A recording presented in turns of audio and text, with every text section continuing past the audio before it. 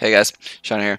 Today I want to talk about Quantum Bellator Fire, and we're going to look at their CT sides, and in particular how they move around the map. They're very dynamic, they're never stagnant in their positions, they're always trying to sort of guess what the opponent's doing.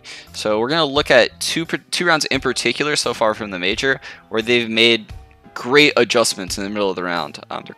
So let's first look at this one right here. It's a pivotal round in their comeback against Mousesports. I believe it's the first gun round that Mousesports actually had in this match. So we're going to start off the round. They have one guy going inner, 4 guys going outside. Mousesports throws a sandwich and E-box smoke outside. You can see immediately, I'm guessing this is like Balbina. He smokes Ivy off, and Waterfalls immediately knows to get all of the info on the top of the green train. So this is very important for the person that's playing Hell, if you have an AWP on your team, to make sure there's not a guy out in the yard, because the smoke will blow up here and here. So you want a guy to come potentially. It is a risky play. You could jump through and go sandwich, or you could do what Waterfalls is doing and go top green train, and you basically get sight over the smoke. So that way you tell your team no one's out mid. You can see Quick has eyes from the E-box wall, and I believe it's Boomich is inside ladder room. He rushes towards ladder room. He uses early nades at mid, and same with Quick to get inside ladder room. Make sure no one's out mid, no one's peeking him. And at this point in the round, they have a very good setup. JMQA is spotting lower, basically making sure that no one is sneaking in brown hole. So he's just constantly jiggle peeking. And if he sees anyone, he's going to drop that Molotov, and then his teammates are going to be able to roll back to him. He'll be able to smoke on top of the Molotov potentially. Just draw time. This is what you want out of your inner player. And everything right now in the round fundamentally is extremely solid. Balbina ends up moving a little bit closer towards the smoke. Waterfalls, once he's certain that no one's stuck out mid, comes back towards Ivy, resmokes Ivy. Balbina, who's actually has Oscar on the other side of this box. He doesn't know that, but falls off of Ivy with that smoke. And you can see if someone were to come through that smoke in the early part of the round, he is very well prepared to kill them. He probably would get 1 or 2 coming through that smoke. Waterfalls is on a quick rotate. And now at this point in the round, when that Ivy is resmoked, they made sure no one's out mid. You see Quick going back towards inner. Waterfalls position a bomb train. Boomich still in ladder room. Balbina's falling off of Ivy. Now this is a really important adjustment they make in the middle of the round that ultimately will help them win the round. As you can see, again, he falls off. Waterfalls keeping eyes on mid as his teammates falling out of Ivy. Balbina comes towards the E-box, and it's now his job to hold mid. And Waterfalls is in a super OP angle right now to hold Ivy. He's basically side of the bomb train outside, just so you guys know where he is. You can see into the crack at the end of Ivy, and if people come front side, he'll be able to destroy them. Again, Boomich inside ladder, Killsticko dropping. He's done a phenomenal job playing inside ladder, by the way, this tournament. And then inner, we have the double inner setup. JMQA is sitting behind his smoke right now, and Quick is holding upper from side bomb train. Both are in very, very good positions if the team were to go inner. So let's see how this round plays out now. It will end up being an outside split. And I think it's really important to note how Waterfalls moves. He's by far the most impactful player right now for Quantum Bellator Fire. So you can see Oscar comes up to the end of Ivy. And this is a phenomenal read by Oscar. Like, this is, when I saw this on my stream, I said this is a 200 IQ play by Oscar. This is such fucking smart play by Oscar. Wow. Dude, that was like 200 IQ play right there by Oscar. Low-key 200 IQ play. He immediately recognized as he walks up Ivy that this must be a front side setup. So he smokes the right side, even though his entire team is actually on the side of that smoke. He's not worried at all of dying from backside, actually. So you'll see him eventually sneak through this. Waterfalls has to respect that smoke. He adjusts to hold backside, but you can see he's occasionally swiveling, and takes out Oscar.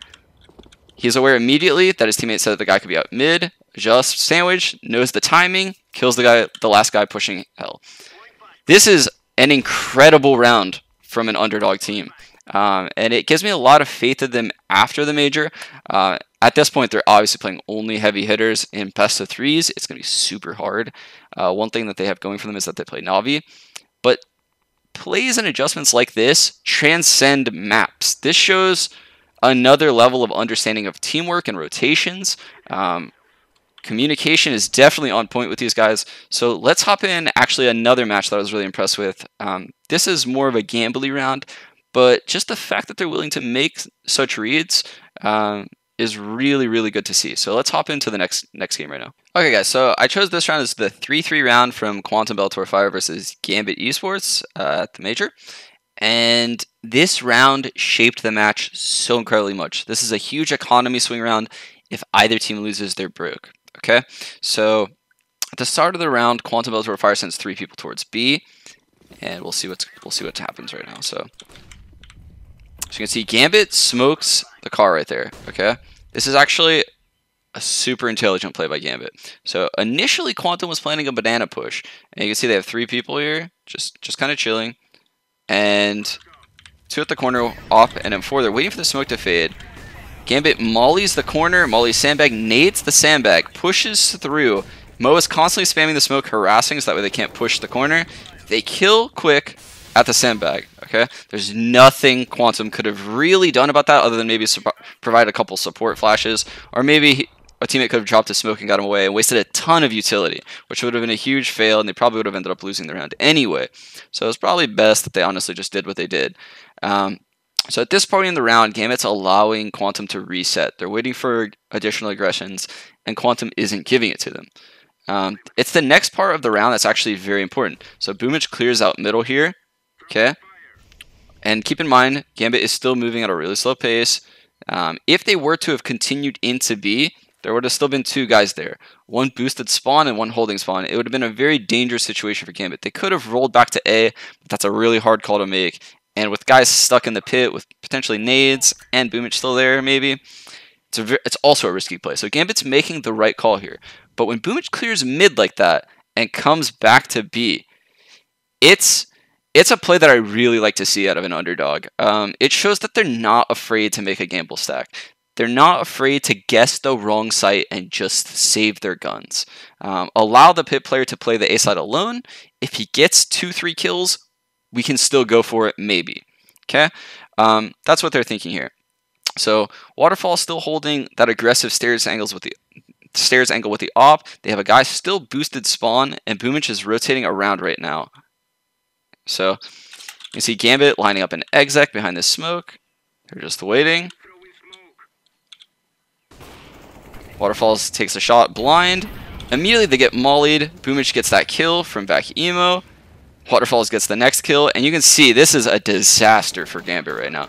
As heavy favorites entering, the minute mark of this round, this was an utter disaster of a round. They don't even end with a bomb plant, let alone another kill. So I loved what I saw out of Quantum that round, and it ultimately, in my opinion, propelled them to win this match.